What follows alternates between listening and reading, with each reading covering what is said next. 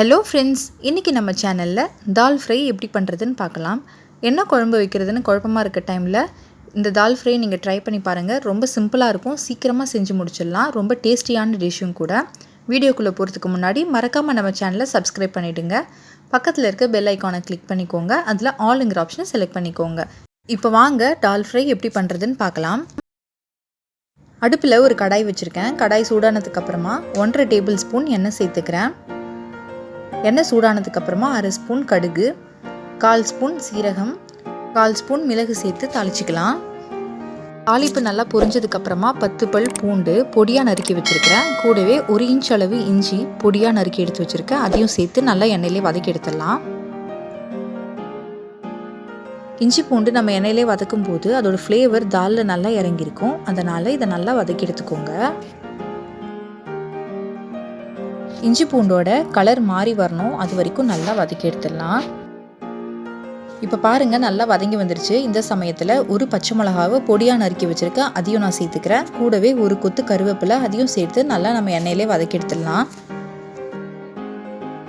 இந்த தால் ஃப்ரை ரொம்பவே டேஸ்டியாக இருக்கும். நீங்கள் ரைஸ்க்கு மட்டும் இல்லாமல் சப்பாத்திக்கு, பூரிக்கு எதுக்கு வேணாலும் தொட்டு சாப்பிட்லாம். ரொம்ப சிம்பிளான, சீக்கிரமாகவே செய்யக்கூடிய ரொம்ப டேஸ்டியான ஒரு ரெசிபி இது. பச்சை மிளகாய் கருவேப்பிலை போட்டு நல்லா வதக்கியாச்சு. இந்த சமயத்தில் ஒரு பெரிய வெங்காயத்தை பொடியாக நறுக்கி வச்சுருக்கேன், அதையும் சேர்த்து நல்லா வதக்கி எடுத்துக்கிறேன். வெங்காயம் நல்லா ஃப்ரை ஆகி வரணும், அது வரைக்கும் நல்லா நம்ம பொறுமையாக வதக்கி எடுத்துடலாம். சின்ன வெங்காயம் இருந்தால் சின்ன வெங்காயம் ஒரு 15லேருந்து 20 சின்ன வெங்காயத்தை பொடியாக நறுக்கி சேர்த்து ஃப்ரை பண்ணிக்கோங்க. ரொம்ப டேஸ்டியாக இருக்கும்.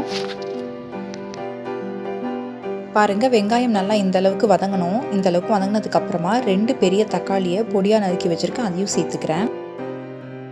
தக்காளியை சேர்த்துட்டு நல்லா அது குழஞ்சி வர வரைக்கும் நம்ம வதக்கி விட்டுடலாம். தக்காளி சேர்த்ததுக்கப்புறமா கொஞ்சமாக உப்பு சேர்த்து நல்லா வதக்கி விட்டுடலாம். இந்த சமயத்தில் 3 காஞ்ச மிளகாவை கிள்ளி சேர்த்துக்கிறேன். நம்ம இந்த ரெசிப்பியில் மிளகாய் தூள் எதுவும் சேர்க்க போகிறதில்ல, அதனால் காஞ்ச மிளகாய் சேர்க்கும்போது நீங்கள் கூடவோ குறையவோ சேர்த்துக்கோங்க.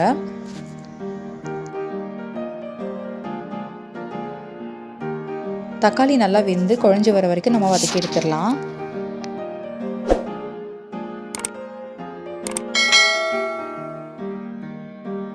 பாருங்கள், தக்காளி இந்த அளவுக்கு நல்லா குழஞ்சி வந்ததுக்கப்புறமா 1 டீஸ்பூன் சாம்பார் பொடி சேர்த்துருக்கிறேன். கூடவே 1/2 டீஸ்பூன் மஞ்சள் தூள் சேர்த்துக்கிறேன். சேர்த்துட்டு நல்லா கலந்து விட்டுக்கலாம். இப்போது இந்த மசாலாலாம் எண்ணெயிலே நல்லா குக் ஆகணும், நல்லா வதக்கி விட்டுடலாம். நம்ம எல்லா பொருளையுமே எண்ணெயிலே வதக்கி செஞ்சதுனால நம்ம தால் சாப்பிடும்போது எந்த பொருளும் தனியாக நமக்கு தெரியாது, நல்லா பிளெண்ட் ஆகி இருக்கும். இப்போ பாருங்கள், மசாலா எல்லாம் நல்லா குக் ஆகி எண்ணெய் தெளிஞ்சு வந்திருக்கு. இந்த ஸ்டேஜில் நம்ம வேக வச்ச துவரம்பருப்பை நான் சேர்த்துக்கிறேன். 1 கப் துவரம்பருப்பு வேக வச்சு எடுத்து வச்சுருந்தேன். பருப்பு சேர்த்துட்டு மசாலாவோடு நல்லா கலந்து விட்டுடலாம். பாதி அளவு துவரம்பருப்பு, பாதி அளவு மசூர் தால் கூட நம்ம சேர்த்து வேக வச்சு இந்த மாதிரி தால் ஃப்ரை செய்யலாம். ரொம்ப டேஸ்டியாக இருக்கும். இப்போது மசாலாவெல்லாம் நல்லா கலந்ததுக்கப்புறமா தாலுக்கு தேவையான அளவு உப்பு சேர்த்துக்கலாம். உப்பு சேர்த்துட்டு நல்லா கலந்து விட்டு 2 நிமிஷம் மூடி குக் பண்ணி எடுத்துக்கலாம்.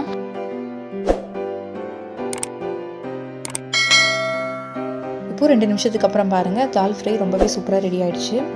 மேலே கொஞ்சமாக கொத்தமல்லி இலைகளை தூவி நம்ம சர்வ் பண்ணலாம். அவ்வளோதான். உங்களுக்கு நெய் பிடிக்கும்னா நீங்கள் கொஞ்சம் நெய் கூட கடைசியாக சேர்த்துக்கோங்க. ரொம்பவே டேஸ்டியான, சிம்பிளான, சீக்கிரமாக செய்யக்கூடிய தால் ஃப்ரை ரெசிபி சூப்பராக ரெடி ஆகிடுச்சு. கண்டிப்பாக இந்த ரெசிபி நீங்களும் வீட்டில் ட்ரை பண்ணி பாருங்கள். ட்ரை பண்ணி பார்த்துட்டு எப்படி இருந்துச்சுன்னு கமெண்ட்ஸில் சொல்லுங்கள். இந்த வீடியோ உங்களுக்கு பிடிச்சிருந்துச்சுன்னா லைக் பண்ணுங்கள், ஃப்ரெண்ட்ஸ் அண்ட் ஃபேமிலியோடு ஷேர் பண்ணுங்கள், அண்ட் மறக்காமல் நம்ம சேனலுக்கு சப்ஸ்கிரைப் பண்ணிவிடுங்க. தேங்க்ஸ் ஃபார் வாட்சிங்.